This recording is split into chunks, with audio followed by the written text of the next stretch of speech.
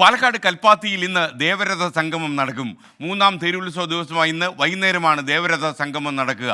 ദേവരഥ സംഗമത്തിന് സാക്ഷ്യം വഹിക്കാൻ ആയിരങ്ങൾ കൽപ്പാത്തിയിലേക്ക് ഒഴുകി എത്തിക്കഴിഞ്ഞു. ലോകത്തെവിടെ ഒരു കൽപ്പാത്തിക്കാരനുണ്ടെങ്കിലും അദ്ദേഹം പാലക്കാട് എത്തിയിട്ടുണ്ടാവും ഈ കൽപ്പാത്തി രഥോത്സവത്തിന്. നാളുകളിൽ പ്രജൻസി കണ്ണൻ, പ്രവിത ലക്ഷ്മി, നിഖിൽ പ്രമേഷ് എന്നിവർ കൽപ്പാത്തിയിൽ നിന്നും തത്സമയം ചേരുകയാണ്. ആദ്യം പ്രജൻസി കണ്ണനിലേക്ക്. Good morning to all of you. Prajincy Kannan, യഥാർത്ഥത്തിൽ രാവിലെ 1 മണിക്കൂർ നിങ്ങൾ മോർണിംഗ് ഷോ ചെയ്തു കൽപ്പാത്തിയിലൂടെ.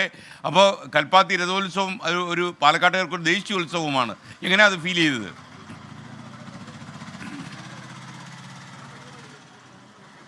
S K, very good morning ഒരിക്കൽ കൂടി.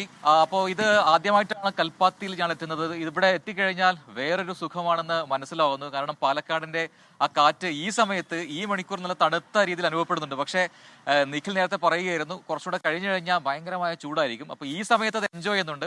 പിന്നെ ഇവിടെ ഉത്സവ തിമിർപ്പിൽ തന്നെയാണ് ഈ അഗ്രഹാര വീഥികൾ എമ്പാടെന്ന് പറയാം. ഇന്ന് 3-ാം ദിനം, 3-ാം തിരുത്സവമാണ്. ഇന്നാണ് പ്രധാനപ്പെട്ട ദേവരഥ സംഗമം നടക്കുന്നത്. അത് വൈകിട്ടായിരിക്കും എന്ന് പറയുന്നു. കുറച്ച് സമയം കഴിഞ്ഞാൽ ഇവിടെ വലിയ തിരക്ക് അനുഭവപ്പെടുമെന്ന് പറയുന്നു. എല്ലാ ദേവരഥങ്ങളും ഒരുമിച്ചെത്തുന്ന ആ സംഗമം, അതിന് സാക്ഷിയാകാൻ ഭക്തലക്ഷങ്ങൾ അല്ലെങ്കിൽ ഒരുപാട് പേർ എത്തുമെന്നാണ് അറിയപ്പെടുന്നത്.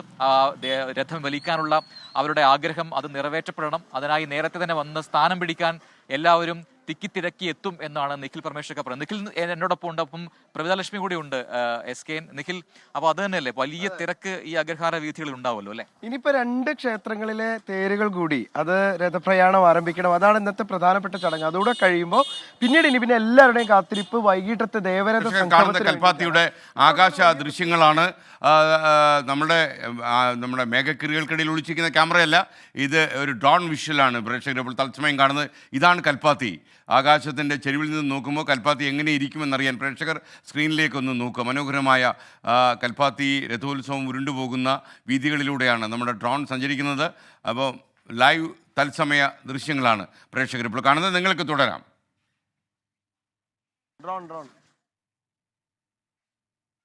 ശരി എസ് കെ, നിഖിൽ പ്രമേഷും പ്രവിതാലക്ഷ്മിയും എന്നോടൊപ്പം ഉണ്ട്. നിഖിൽ പറഞ്ഞു വരികയായിരുന്നു ഇന്നത്തെ ഈ 3-ാം ദിനത്തിന്റെ 3-ാം തേരുത്സവത്തിന്റെ പ്രത്യേകതയെ കുറിച്ചാണ്. അപ്പോൾ അത് എത്ര മണിക്കാണ് ഈ ദേവരഥ സംഗമം നടക്കാൻ പോവുക? പ്രജിന, ഒരു 5 മണി മുതൽ 6 ആ ഒരു സമയത്തിനിടയിലാണ് ദേവരഥ സംഗമം നടക്കാൻ പോകുന്നത്. ഈ വെയിലൊക്കെ ഒന്ന് താഴ്ന്ന് പൂർണ്ണമായിട്ടുള്ള ഒരു ഇരുട്ടിന്റെ അന്തരീക്ഷത്തിലേക്ക് ഇങ്ങനെ വരുമ്പോൾ രഥം ഇങ്ങനെ നല്ല എന്താ പറയുക തലയെടുപ്പോട് കൂടി ഇപ്പൊ തന്നെ നമുക്ക് അവിടെ വിശാലാക്ഷി സമേത വിശ്വാസസ്വാമി ക്ഷേത്രത്തിൽ തേര് അവിടെ കാണാൻ കഴിയുന്നുണ്ട്. അതാണ് അവിടുത്തെ തേരാണ് ഏറ്റവും വലുത്. അങ്ങനെ വലിയ തേരുകൾ ഇങ്ങനെ ഒരുമിച്ച് ഒരിടത്ത് സംഗമിക്കുന്ന കാഴ്ച എന്ന് പറഞ്ഞാൽ ഭയങ്കര മനോഹരമായിട്ടുള്ള ഒരു കാഴ്ചയാണ്. ഇത്തവണത്തെ പ്രത്യേകത പറഞ്ഞാൽ കൽപ്പാത്തി രഥോത്സവം മാത്രമല്ല, ഇവിടെ ഒരു തെരഞ്ഞെടുപ്പ് ഉത്സവം കൂടെ നടക്കുന്നുണ്ട്. അതുകൊണ്ട് തന്നെ സ്ഥാനാർത്ഥികളൊക്കെ ഫുൾ ടൈം ഇവിടെയാണ്. തേര് വലിക്കാൻ മുഴുവൻ സമയം സ്ഥാനാർത്ഥികളുണ്ട്, അവരുടെ സാന്നിധ്യമുണ്ട്, അവരുടെ ഒപ്പമുള്ള ആളുകളുണ്ട്, അവരുടെ നേതാക്കളുണ്ട്. അപ്പൊ അതൊക്കെ കൂടി കൊണ്ട് കൽപ്പാത്തിക്കാരെ യഥാർത്ഥത്തിൽ ഉത്സവം എന്ന് തന്നെ പറയാം. ഉത്സവം, അടിപൊളി. അപ്പൊ നേരത്തെ പറഞ്ഞല്ലോ ഈ വിശാലാക്ഷി സമേത വിശ്വനാഥ ക്ഷേത്രം, ഈ പേരിൽ പോലുണ്ടല്ലോ പ്രത്യേകത. കാരണം ശിവപാർവതി സങ്കല്പമാണ്, അതിന് മറ്റൊരു പേരാണല്ലോ വിശാലാക്ഷിയും വിശ്വനാഥനും. അവര് കുടുംബസമേതമാണ്. ഗണപതിയുടെ ക്ഷേത്രമുണ്ട്, ഉപദേവതയായിട്ട് മറ്റു സുബ്രഹ്മണ്യനുണ്ട്. വിശാലാക്ഷി സമേത വിശ്വനാഥ സ്വാമി ക്ഷേത്രം. ഓരോരുത്തരും ഓരോ രഥത്തിലേറി വരുന്നു, അവരെല്ലാവരും സംഗമിക്കുന്നു. അതാണല്ലോ അതെ, അതിന്റെ ഒരു കൺസെപ്റ്റ് അതാണ്. ഈ ഗ്രാമവാസികളെ മൊത്തം കണ്ട് അവരൊക്കെ അനുഗ്രഹിച്ച് അവർക്കൊക്കെ അനുഗ്രഹ വർഷം ചൊരിഞ്ഞ് ഒടുവിൽ ഇവിടെ സംഗമിക്കുന്നു. പിന്നീട് ഇവരുടെ 1 വർഷത്തെ കാത്തിരിപ്പാണ്. ഇപ്പൊ ഈ വീടുകളൊക്കെ ഉണ്ടല്ലോ പ്രജിൻ, നമ്മൾ ഈ കാണുന്ന അഗ്രഹാര വീടുകളിലൊന്നും യങ് ജനറേഷൻ ഇവിടെ ഉണ്ടാവില്ല. അവരൊക്കെ വിദേശത്തായിരിക്കും, അവരൊക്കെ വെൽ എഡ്യൂക്കേറ്റഡ് ആയിട്ടുള്ള പുറത്തുള്ള ആളുകളൊക്കെ ആയിരിക്കും. പക്ഷെ അവരൊക്കെ വരുന്ന ഒരു ദിവസമാണ് കൽപ്പാത്തി രഥോത്സവത്തിന് ദിവസം പറഞ്ഞത്. അവരൊരു ആഴ്ച മുൻപ് വരും. ഉത്സവം കഴിഞ്ഞ് ഒരാഴ്ചയോടെ കഴിഞ്ഞാൽ ഒരു കുടുംബ സംഗമത്തിന്റെ കൂടി ദിനങ്ങളാണല്ലേ. ഈ വീടുകളിലൊക്കെ നിറയെ ആളുകളായിരിക്കും. എല്ലാ മുറികളിലുള്ള ആളുകൾ ഉണ്ടാവും, അവരുടെ ബന്ധുക്കൾ വരും. അങ്ങനെ എന്താ പറയുക, ഒരു ഗ്രാമത്തിന്റെ ഒരു നാടിന്റെ മാത്രമല്ല പല ഭാഗങ്ങളിൽ നിന്നുള്ള ആളുകൾ സംഗമിക്കുന്ന ഒരു ഉത്സവം കൂടിയാണ് കൽപ്പാത്തി രഥോത്സവം. ഇതൊക്കെ കേട്ട് പ്രവിതലക്ഷ്മി കൂടെ നമ്മളോട് ഉണ്ട്. പ്രവിത, അപ്പോൾ എങ്ങനെയാണ് ഇപ്പൊ നമ്മളൊരു ഏതാണ്ട് ഒരു 1 മണിക്കൂറോളം നടന്നല്ലോ ഈ അഗ്രഹാര വീഥികളിലൂടെ. അപ്പം പ്രവിതയ്ക്കുണ്ടായ ഫീലിംഗ് എന്താണ്? ഇനിയിപ്പോൾ നമ്മുടെ ദേവരഥ സംഘം നടക്കാൻ പോകുന്നു. നമ്മുടെ ഈവനിങ് ഷോയുടെ സമയത്തൊക്കെ ആയിരിക്കും അതിന്റെ തിരക്കിലേക്ക് നമ്മൾ എത്തുന്നത്, പീക്കിലേക്ക്. നല്ല തിരക്കായിരിക്കും നമ്മുടെ ഈവനിങ് ഷോയുടെ സമയത്തെന്ന് എനിക്ക് തോന്നുന്നു. മാത്രമല്ല ഇപ്പം പ്രജന്റ് പറഞ്ഞതുപോലെ ഞാൻ ആദ്യമായിട്ടാണ് കൽപ്പാത്തിയിൽ വരുന്നത്. ഈ രഥോത്സവത്തിൽ പങ്കെടുക്കുന്നതും ആദ്യമായിട്ടാണ്. അപ്പം എന്നെ സംബന്ധിച്ച് കൽപ്പാത്തിയിൽ വരാൻ പറ്റിയെന്ന് പറയുന്നത് തന്നെ നമുക്ക് ഭയങ്കര സന്തോഷം. പിന്നെ രാവിലത്തെ ഈ തണുത്ത കാറ്റുണ്ടല്ലോ, അത് വേറൊരു ഫീലാണ്. ഈ ക്ഷേത്രത്തിന് സമീപത്തൂടെ ഇങ്ങനെ നടക്കുമ്പോൾ അവിടുത്തെ പൂജ മന്ത്രങ്ങൾ, ഒപ്പം തന്നെ മണിയടിക്കുന്ന ശബ്ദം, അതോടൊപ്പം ഇങ്ങനെ നമ്മൾ ഈ തെരുവിലൂടെ നടക്കുമ്പോൾ നിറയെ ആളുകൾ, അവരുടെ എനർജി, അപ്പൊ നമ്മൾ എനർജി എക്സ്ചേഞ്ച് ചെയ്യുമല്ലോ. നമ്മൾ കമന്റ് വന്നിരുന്നേ, ഞാനത് വായിച്ചില്ല. ഞാൻ രാഷ്ട്രീയനത് കണ്ടു, പക്ഷെ ഞങ്ങൾ വായിച്ചില്ല.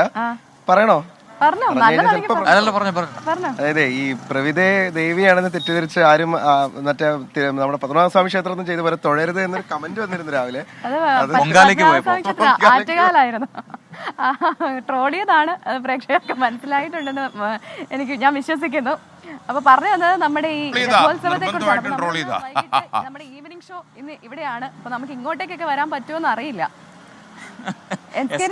ട്രോൾ ചെയ്താണെന്ന് പറയുന്നത്. Thank you Prajalakshmi, thank you Prajincy Kannan, thank you Nikhil Pramesh.